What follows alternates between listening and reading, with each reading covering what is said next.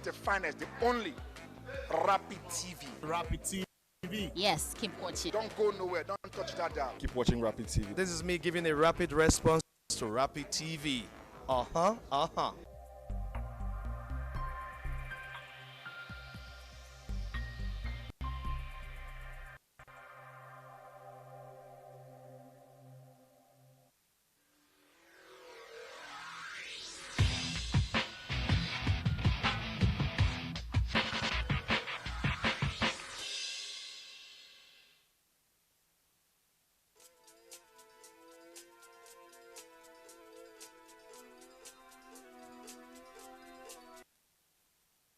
With that, give it back to me now. Give that back to me now. That is my ex-husband. Give it back to me right now. Give it back. I told you. No, I told you not to bring the urn in the house. You can take it to your mother's house. I don't care what you think. I have a special place. He is not in the way.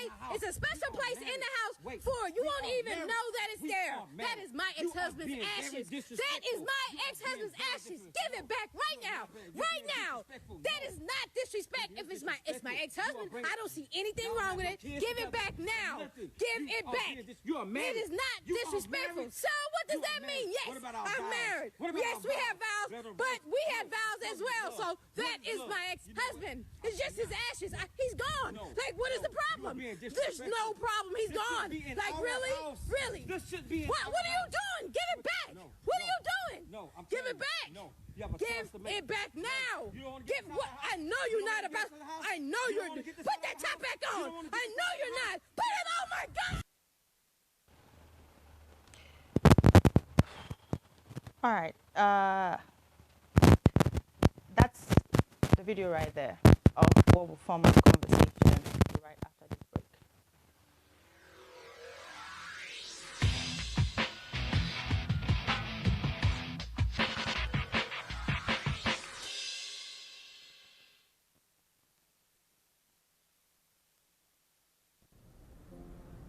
Time is power. Our lives are powered by the sun. As the sun rises, so do we. As we trust it to rise and set without any worries interrupting your morning with our hybrid all-in-one inverter, powering our prosperity and happiness.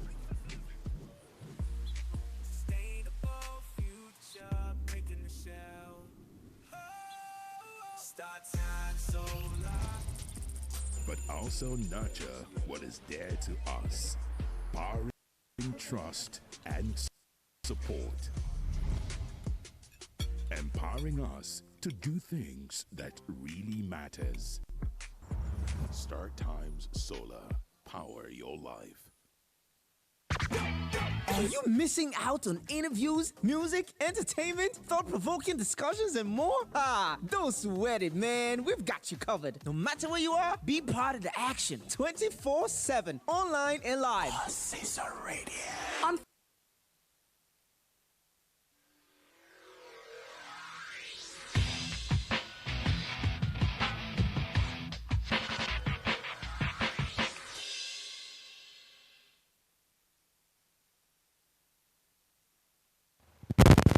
All right, you saw the video that played earlier about the ashes, and it's actually what we're going to be talking about. A bit controversial, different takes, different sides to it, depending on where you're looking at it from.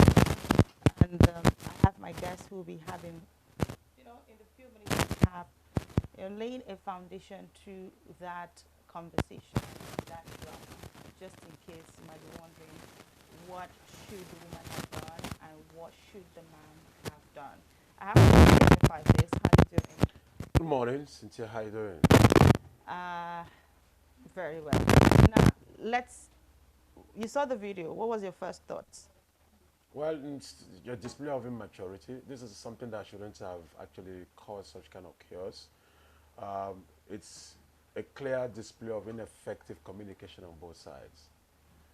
I'm sure prior to the marriage, that would have been a discussion for both of them. If the woman had that, she would have been able to communicate that to her husband and now husband to say, hey, I have my husband's ashes as a last wish of respect to him. is here, and if it's okay to keep it with us. If they didn't discuss that, and it's not being discussed, then something is absolutely wrong. But if it was discussed and the husband tend to not change his mind, maybe due to some factors, and without even communicating same to his wife and finding a middle ground, it is obvious that both are just trying to flex muscles. They say in every marriage, what is the major problem is the fight for authority. And why do I fight for authority? Because of insecurity. You know, when you want to assert your position of your partners, there's supposed to be mutual understanding and effective communication. So if that is not done, then it's obvious that the foundation has been faulty, and that's what I would say at the moment. It shouldn't have actually happened. He did not have the right to actually waste the ashes. He would have actually returned it back to her, asked that it be removed from the home, and she did not need to, impose it on him to put it in the home, because that reminds him, it's actually someone's, body. It's possible that they might be having some traumatic experiences. Very What type possible. of traumatic experience? Yeah, the fact that he knows that that is there, it can create insecurity. That probably she's devoting more time, emotional time, to that artist, unlike giving him much time as expected in the real time. So she probably living in her past while he is in the present, and he needed more of her time. See, emotions like energy. And energy communicates, it transmits. If you're not feeling it, it's not there. Like they say in preaching parlance, if it didn't day, it didn't day, right? If it's not Panadol, it can't be Panadol. It's that simple. So if the man feels this man's presence in the ash container is affecting his flow of emotional connection with his wife, he has rights to actually communicate that. So she should not need to keep it there. Even if she tends to want to keep it in one particular corner, it means that she will actually have devotional time for that. So that comes to play now. What was the connection? Yes, she has every right. If it was someone that really loves her so much, to have that at the place of my, but it's also in a place to communicate that to her now husband. Say, look, my husband and I had this bond. It's difficult for me to let go, but I'm going to be with you in return, but allow me to continue to have this as my closure to this, reality. Then if he says no, she should be able to convince him until he says yes, and not to impose on him that you must accept it. If you must force it, then you don't need it. So let's switch roles. If this were to be a man who has the ashes, because that was some of the questions people were asking in a controversy like this. What if it was the man who had his late wife ashes? Maybe she was dead to him, or she died through maybe sickness or something, and this was what she wanted. I'm not sure. There are very, very many women who will say throw away the ashes is making me uncomfortable. No, you can't tell, right? You can't tell. You see, once you find yourself being with someone of the opposite sex, and you have that emotional connection, you want it all for yourself. It's 100%. The moment you think you have the inkling that your partner is giving less than 100%, it creates some form of insecurity. It's like you. But they're there with you every day. They have kids with you every day. Yeah, it's like somebody who is go out. The ashes is just there. Somebody who is having casual conversation on phone with the opposite sex while you're married or you're in a relationship. You just think it's just mere flirt. It's actually cheating. Because see, you cannot. The human being can't be that multitasking to say that when it comes to emotional consideration, you want to give 80 or 100%, 100%, 100% of it. It's not possible. No matter how skilled you are, it's always obvious that something is missing once you find yourself outside of your partner's circle, man or woman. It's only when you have not been in love with the person, you probably are managing this person, and so you tend to look at this person as a platform to the next level. Then, of course, you can be multitasking. But if you are really into this person, the person will know. If I'm in love with you, I will know when you're sidestepping. I will know. The energy will tell me. It speaks. Intuition is there to communicate. Can you imagine this partner? Let me use this partner now, male or female, right? Oftentimes have this arch somewhere placed in one corner of the room. Imagine what is going on every now and then. I still love you. So sometimes the person wants to go have sex with your partner, they will go back to that and say, I'm sorry, I have to go do this. You're not here now. No, No, it happens. These are things that can happen. How about the woman if they have kids and say, okay, bequeath it to the kids so the kids can keep their ashes? How about she also trying to find a way not to make it look like ashes, put it in form of art form, put it into something and put it as an art form, and it's there as a portrait. How about that? Okay. You know, how about planting a seed, you know, with it and having a tree there and it's there? Do you get? So, but when But the you, man will still complain. This is your late husband's no, ashes but the in that moment you make it known, you have to explain it.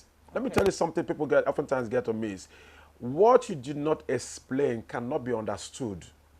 What you explain can be considered. In the course of consideration, what now happens is that that place of benevolence comes in. If this is what means so much to my partner, how do I do to make my partner feel comfortable? Do you get? Because I want the best of my partner. That's why in, you know, conscious relationship, we oftentimes want to ask that you communicate your expectations, explain your fears, communicate your expectations and explain your fears. Then state clearly what you need. It's that simple. Okay. Right? If you don't do that, we're not soothsayers. The expectation is that we should be soothsayers or, you know, some kind of secret service agents. So I'll be able to read your minds, you know, and know what you need and assume that and act upon my assumptions. What happens? Conflicts is inevitable once you start going by those assumptions. You should understand. Oh, she should understand that it's not just actions. What's there? No, that's being just manipulative. Don't say you should understand. Tell him why you should understand. Tell him what that means to you, and that does not affect him in any form. That look, this is just something I promise I would do. And I need you to understand with me that in any way, I will never take your time. I just want you to be there as a sign of respect, to honor him. It was so good to me. She was so good to me. It's in that communication. Then the person will be able to understand, okay, if this is what it means to you, then I think I should be able to buy into it. Because you want the happiness of your partner. Except it's a sadist. Okay, so another side that some persons were in the comment section was the man should have been happy that he found himself a woman who is able to honor memories, which means that if anything happens to he today, it means she's going to honor his memory as well. Well, you see, you never can tell what somebody likes that it's interesting to that person. You cannot assume my interest to be your decision. No, you can't. I would not want me to be burnt like that. Okay. Do you get? It might not want you to be burnt that way. There are many ways you can remember somebody's memory. There's so many ways. You can actually stay and look at your kids if you have kids. Now, let's assume you don't have kids in the course of the relationship and the partner passed on. Let's assume so. The best way to remember that person is to be a better version of yourself because of that person.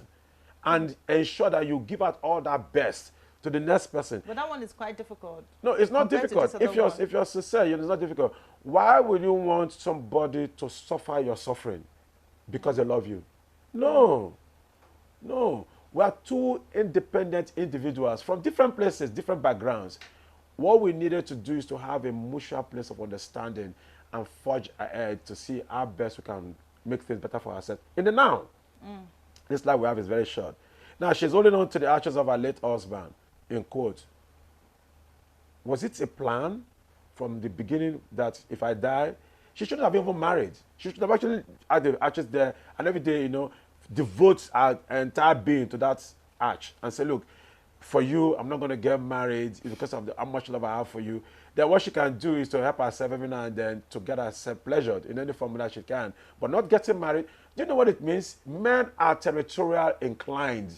There's nothing, if every human being is, but men are territorial. If a man really loves you, he wants to be sure. There's no other person that is in the equation. We can't be finding X when there's no need to find X. Okay, we can't be finding X. Yeah. All right, so your final take on this is, but now it's even more worse because he threw the ashes all over the compound. So that is what I do not subscribe to, because now that is automatically an infringement on our rights. Do you get? Now, how do we remedy it? Is it a ground for divorce? It could be a ground for divorce, because what he has done is actually above what was expected of him. You do not have rights to inflict pain on your partner in any form. You do not have right. If you think you do not like it, walk away. the best would have done, say, you know what, sweetheart, or whatever name because the causer, in as much as this is as, I don't think this marriage can continue. No, I mean the lady. I'm saying that's what would have done rather than trashing it. Okay. Throwing it away, she can now look at it from different perspective. Either to forgive him, to remain, and just keep silting on that, or to look at the area where the ashes were poured and say, okay, this is going to be my garden area for my husband, as a way to resolve in conciliation. Say, this is what we're going to do. Now that you pour these ashes in this area, I want to take over this space now as a place to honor my late husband. Except, of course, you don't want that, then, of course, we'll just resolve the marriage. So whatever is at stake, right, the solution should not be the last option. I mean, not the first option. It should be the last option. What they can now do is to find a common ground. Now we are both hurting. What do? Do we value what we have now and the benefit it gives to us, or we just want to trash everything out because we have not really had something good all along? From the way they were talking, from the way they were going, I kind of suspect it could be a content just for, the optics. Because I tend to look at body language in communication. That, for me, it speaks much more than any other thing. She held the camera, tried to struggle, and said, I know you're not going to pour this out there. You have not actually opened the lid yet, which is started making that statement. So we're just all talking because, I mean, it could happen. What if it's I mean, people do that a lot. People even do worse than this. Agreed. I said it could happen. But I said that content out there is basically for the optics. Okay. All right. As we get set to wrap up, what is red flags to you? Red flags? Yes. It's subjective anyway. Because, I mean... 1 minute. Okay, for me, I think is somebody who do not have benevolence can't relate with me. Because one, I need empathy. I need to be sure you're an empath. Because I'm an empath, so I need to be sure you're an empath. Benevolence helps you to have understanding, and which builds up love. Without that, you can actually have love. Because the emotional concentrations, the physical attributes can be attractive, but the character can be repulsive. So that means that man is a red flag. Well, it's not a red flag. It's basically someone who is trying to, stand his ground, but unfortunately, overstep his bounds. Okay. All right. That being said, if you find yourself in this type of situation, you should definitely know how to handle it. First of all, like you said, communication, talk about it, make sure both parties are clear on things. Explain. State. And communicate, effectively communicate. Explain your fears, communicate your expectations, and state your reasons. That's it. All right, so that there will not be any case of confusion, and then everybody is on the same page. So we don't need to have this type of content out there again. It's really crazy. I don't know, the first thing that came to my mind when I saw it, I don't even want to share that right here on air, but it's okay. Thank you so much, Fine Face, for coming through short, but straight to the point. I hope you've gotten the essence of that conversation, and we do hope that you would try to do better with your partner so that you don't get to have escalated marital problems. All right, that's much we can take on the show this morning. Thank you so much for staying with us from 7 now till this time. We'll see you tomorrow morning bright and early. My name is Cynthia Agbo. Do have yourself a great day.